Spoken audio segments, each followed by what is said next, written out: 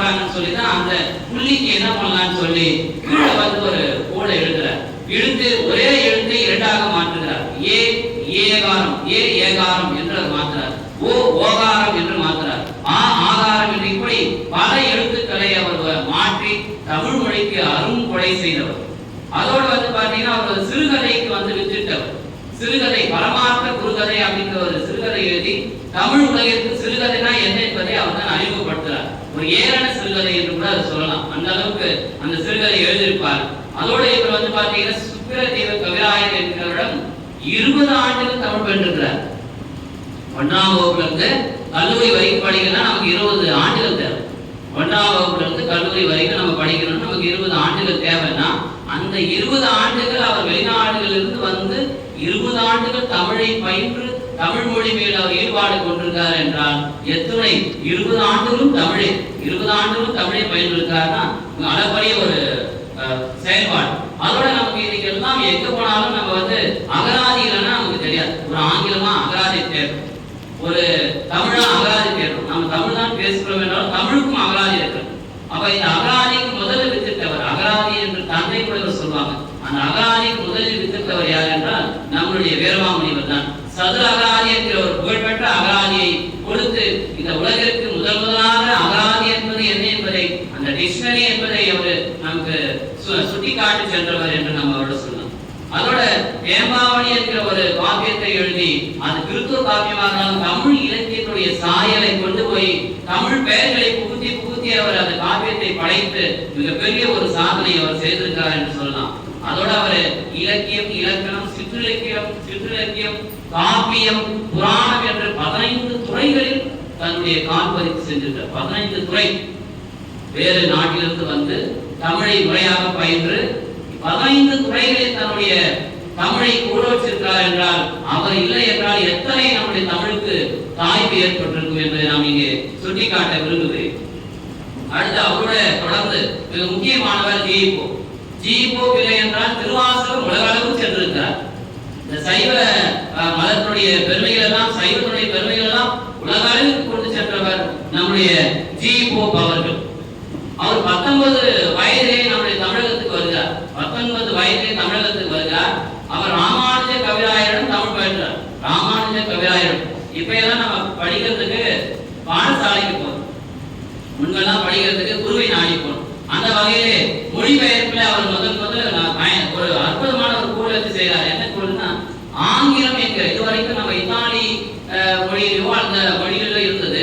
உலக அளவில் அது வெற்றி பெறுவதற்கு காரணம் ஆங்கிலம் தான். இந்த ஆங்கிலத்தில் திருக்குறளையும் நாலடியாரையும் திருவாசகத்தையும் இவர் பதிப்பிக்காமல் போயிருந்தால், மொழிபெயர்க்காமல் போயிருந்தால் இந்நேரம் இந்த மொழியானது இந்த அளவுக்கு உலக அளவுக்கு உச்சம் தொட்டிருக்குமானா கண்டிப்பா வாய்ப்பே இல்லை. இலங்கை ஜெயராஜ் அவர்கள் சொல்லுவாரு ஒரு நிகழ்ச்சியில, அவர் வாழ்வில் நடந்தாங்க, அவர் உண்மையாக சத்தியம் செய்து சொல்றார். அவர் திருவாசகத்தை ஒருவர் அவரிடம் சொன்னாங்க, திருவாசகத்தை முழுவதுமாக நீங்க ஓதி முடித்தால் முற்றோதல் செய்தால், திருவாசகத்தை நீங்க முழுவதுமாக முற்றோதல் செய்தால் கடைசி நாளில் நீங்கள் என்ன நடக்கிறீர்களோ அது நடக்கும் என்று அவருக்கு ஒருவர் கூறினார். அதை கேள்விப்பட்டு அவர் மனதிலே ஒன்றை நினைத்துக் கொண்டு அவர் திருவாசகத்தை தொடங்குகிறார். ஒவ்வொரு நாளும் ஒவ்வொரு பகுதியாக படிக்கிறார். கடைசி பகுதி படிக்கும் போது அவருக்கு ஒரு ஐயம் ஏற்படுது. ஒருவேளை நாம் தவறாக புரிந்து கொண்டு நாம் திருவாசகத்தை தொட்டு விட்டோமோ, இப்ப முடிக்க போற இந்த நேரத்துல நாம் நினைச்சது நடக்கலன்னா என்ன ஆகும் தெரியலையே சொல்லி அச்சத்திலே ஐயப்பட்டு அதுவரை வேகமாக படித்தவர் அன்றைய நாள் மட்டும் மெதுவாக படிச்சு முடிக்கும் போது ஒரு கதவு சத்தம் கேட்கிறது. அவருக்கு ஆச்சரியம், திடீர்னு சத்தம் கேட்கிறது. ஒருவேளை நம்ம நினைச்சது நடக்க போதோ நினைச்சாரு. கதவு திறந்து பார்த்தா அவர் சார்ந்த தமிழ் இலக்கிய அமைப்பில் இருக்கக்கூடிய தலைவர் வராரு. நீங்கள் எதிர்பார்த்திருந்த தமிழ் சங்கம் கட்டுவதற்கான இடம் கிடைத்து விட்டது, அதற்கான பதிவு பத்திரம் கொண்டு வந்து கொடுத்து போயிருக்காங்க, அதை கொண்டு வந்து உங்களிடம் நான் கொடுக்கிறேன் என்று சொன்னாங்க. இது உண்மை நடந்தது சொன்னார். அப்ப அந்த அளவுக்கு திருவாசகத்துடைய புகழ் பெருமிதமாக சொல்லப்பட்டது. அதை நான் அப்பொழுது முழுவதுமாக நம்பவில்லை. ஆனால் இந்த திருவாசகம் அந்த கிறிஸ்தவ மதத்துக்கு போய் அங்க போய் நீதிபதியில போகும்போது நீதிபதி அவர் காலில் விழுந்த போதுதான் அதை என்னால் முழுவதுமாக ஏற்றுக்கொள்ள முடிந்தது. ஏன்னா திருவாசகத்தை இவர் படிக்கும் முன்பு அவர் திருக்குறளை தான் மொழிபெயர்க்கிறார். திருக்குறளை மொழிபெயர்த்து முழுவதுமாக படித்து முடித்தார். அவருடைய படித்து முடிச்சார் நினைக்கிறாரு, அறம் பொருள் இன்பம் கிடைத்தாகிவிட்டது. அறம் கிடைத்து விட்டது, பொருள் கிடைத்து விட்டது, இன்பம் கிடைத்து விட்டது. ஆனால் வீடு பேர் கிடைப்பதற்கு வழி என்ன அப்படின்னு யோசிக்கிறார். அப்ப அவரு அருகில் இருந்த ஒருவர் சொன்னாரு, வீடு பேர் கிடைக்க வேண்டும் என்றால் நீங்கள் திருவாசகம் படிக்க வேண்டும். திருவாசகம் படித்தால் வீடு பேர் கிடைத்து விடும் என்று சொல்றார்.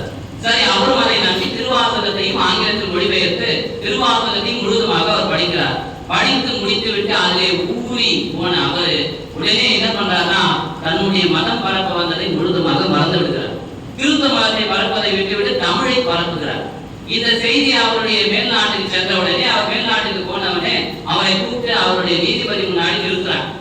உங்களை எதற்கு அழைத்து உங்களை அனுப்பினோம், நீங்கள் என்ன வேலை செய்து கொண்டிருக்கிறீர்கள், உங்கள் மேல் சாற்றப்பட்ட குற்றம் நீங்கள் கிறிஸ்துவ மதத்தை பரப்பாமல் தமிழை பரப்பி கொண்டிருக்கிறீர்கள், அதான் உங்கள் மீது குற்றம் சாட்டப்படுகிறது. அதற்கு நான் பதில் சொல்ல விரும்புகிறேன் சொல்றார். உடனே நீதிபதி வந்து கேட்கிற, என்ன பதில் சொல்ல போறீங்க? ஐயா, மேலை நாட்டு தத்துவ நூல்கள் அனைத்தையும் ஒரு கலாஸ் கட்டில் வையுங்கள். மேலை நாட்டு தத்துவங்கள் அனைத்தையும் ஒரு கலாஸ் கட்டில் வையுங்கள். அந்த திருவாசகத்தில் இருக்கக்கூடிய ஒரு வரி, இவை பொழுதும் என் நெஞ்சில் நீங்காதான் கால் வாழ்க, அதை ஒரு வரியில் ஒரு கட்டில் வையுங்கள். இரண்டு கட்டும் இணையாக இருக்கிறதா இல்லையா என்று பாருங்கள். ஒரு நூலை நான் வைக்க சொல்லவில்லை, ஒரு நூலில் இருக்கின்ற ஒரு வரியை நான் வைக்க சொல்கிறேன் சொன்னாராம். அதை கூட அவர் நம்பல. நான் எல்லாம் நம்ப முடியாது, அந்த நூலை கூட நான் போய் படிச்சு வந்து சொல்றேன். நீதிபதி அந்த நூலை வாங்கி போய் முழுதுமாக படித்து முடித்து விட்டு அடுத்த நிகழ்வுக்கு வருகிறார். வரும்போது தீர்ப்பு சொல்ல வேண்டிய சூழல். நேராக அந்த நம்முடைய ஜீவிப்பவரிடம் சென்று அவருடைய காலிலே விழுந்து வணங்கி, இந்த நூலை முழுதுமாக படித்து விட்டேன், நீங்கள் சொல்வது முற்றிலுமாக உண்மை, இந்த ஒரு வரிக்கு மேலை நாட்டு தத்துவங்கள் ஈடாகாது, நான் ஒப்புக்கொள்கிறேன், உங்களை விடுதலை செய்கிறேன் என்று சொல்லி அவர் காலிலே விழுந்தார். அந்த அளவுக்கு திருவாசகத்தை இந்த உலகத்துக்கு கொண்டு போய் சேர்த்தவர், ஆங்கில மொழியில கொண்டு போய் சேர்த்தவர் நம்முடைய ஜீவிப்போம் என்றால் உண்மையிலேயே மெய் சிரித்து போகிறது. அவர் சொல்லும் போது ஆங்கிலத்தில் சொல்றாரு, Saivam is the real religion of South India அப்படிங்கிறார். Saivam is the real religion of South India. இங்கு நாம் சைவ மதமாக நாம் எடுத்துக்கொள்ளக்கூடாது. அதாவது தமிழ் இலக்கியத்தில் திருவாசகம் என்ற ஒரு நூல் கிடைத்த வெற்றியாக நாம் எடுத்துக்கொள்ள வேண்டும். ஏனென்றால் ஒவ்வொரு நூலிலும் நாம் மதத்தை புறம் தள்ளி அந்த நூலின் பெருமையை நாம் கொண்டு சென்றால் மட்டுமே தமிழ் பேரோங்கும் என்ற ஒரு கருத்தையும் நான் இங்கே சொல்லிக்கொள்ள விரும்புகிறேன்.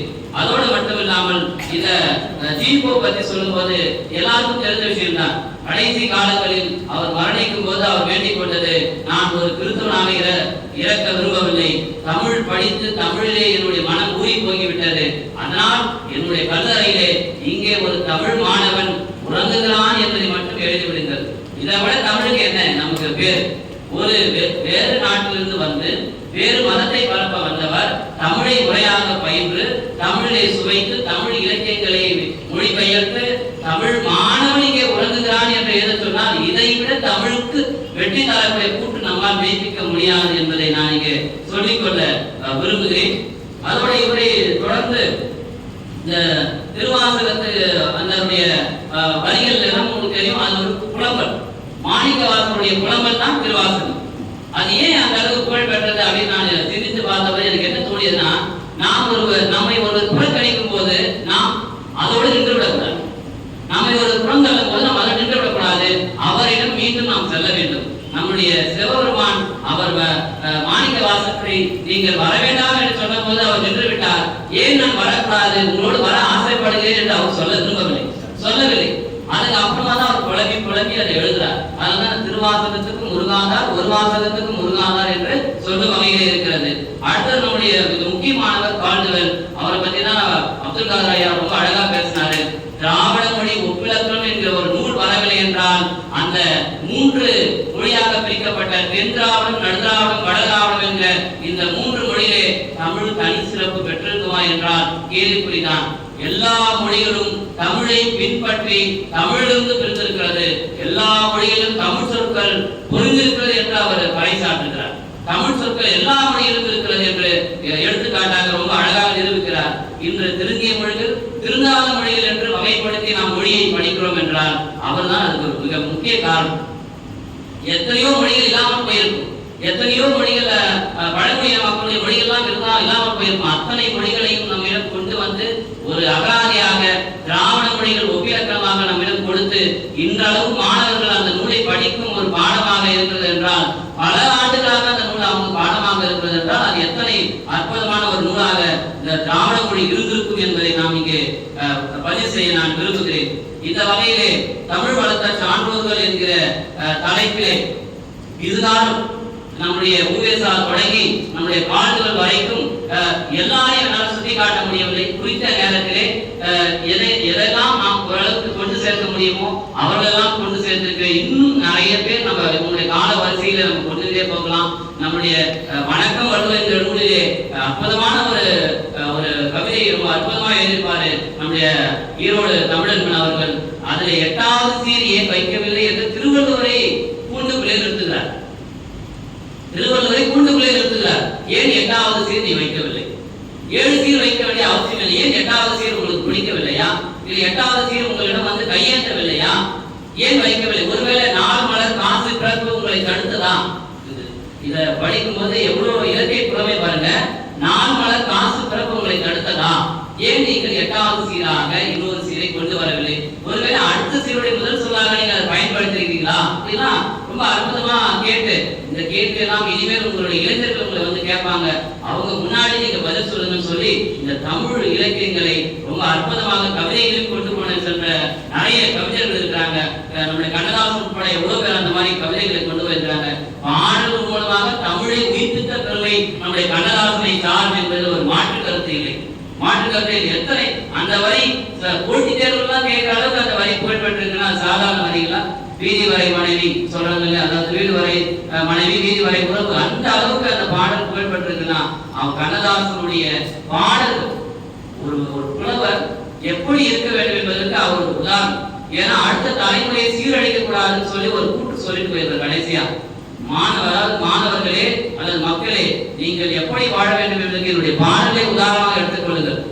எப்படி வாழக்கூடாது என்பதற்கு என்னை உதாரணமாக எடுத்துக்கொள்ளுங்கள் என்று சொல்லி அந்த சமுதாயத்தை திருத்த முயற்சி பண்ணவர். இந்த வகையிலே நாம் அடங்கிக் கொண்டே போகலாம். இன்று தமிழ் சான்றோர்கள் ஐக்கு வழியிலே தமிழை வளர்க்கிற அளவுக்கு இன்னைக்கு பெருமிதமாக சென்று விட்டார்கள் என்று சொல்லும் அளவிற்கு இந்த தமிழ் சான்றோர்கள் அளப்பரிய ஒரு கொடையை நமக்கு வழங்கியிருக்கிறார்கள்.